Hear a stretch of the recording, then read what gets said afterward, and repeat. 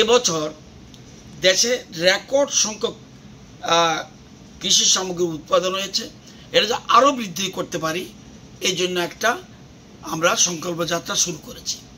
আমাদের রাজ্যের যতগুলি গ্রাম পঞ্চায়েত আছে, ভিলেজ আছে, প্রায় সবগুলিকে টাচ করার আমরা চেষ্টা করছি এবং ক্যাম্পেইন হবে।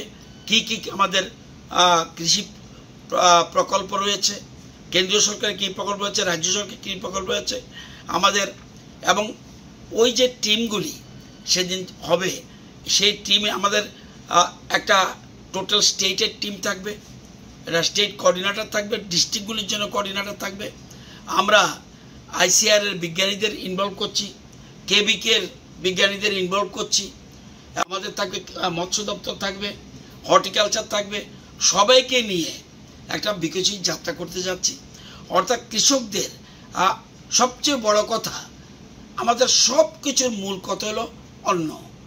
আমরা যাই বলি না কেন, অন্ন, বস্ত্র, বাসস্থান এগুলি ধীরে ধীরে অন্যরা, সবার আগে অন্ন দরকার।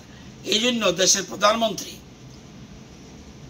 কৃষিমন্ত্রীর মাধ্যমে সারা দেশে এক মেসেজ দিতে চাইছে, যাতে আমরা কৃষিকাজে, কৃষি সম্পদে যেন সারা পৃথিবীর মধ্যে, এমনি আমরা বর্তমানে ভালো জায়গায় রয়েছি, আরও কীভাবে উৎপাদন বৃদ্ধি করতে পারি এবং কৃষকদের আয় দ্বিগুণ নয় আরও বেশি যাতে করতে পারি, এটা আমাদের টার্গেট।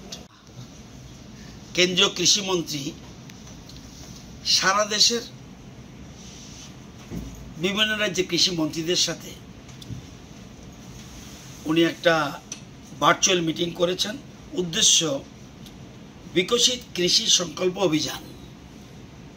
এটা হলো 12 থেকে 29 মে থেকে 12 জুন পর্যন্ত এই পুরো ক্যাম্পেইন করা হবে। যাতে উদ্দেশ্যটা কি?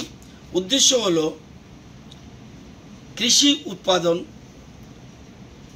এবং কৃষিজ সম্পদ বৃদ্ধির জন্য, আরও বেশি যেন উৎপাদন হয়, এবং আরেকটা আছে কৃষকদের আয় বাড়ানো কীভাবে হবে, খাদ্যশস্যের যাতে ভাণ্ডার আরও বৃদ্ধি হয় এবং মানুষের আহার নিশ্চিত করা, এবং কৃষিকাজে কস্টিংটা যেন কম আসে, ফুড সিকিউরিটি নিশ্চিত করা, কোন বীজ ভালো এবং কোন সার ব্যবহার করা উচিত,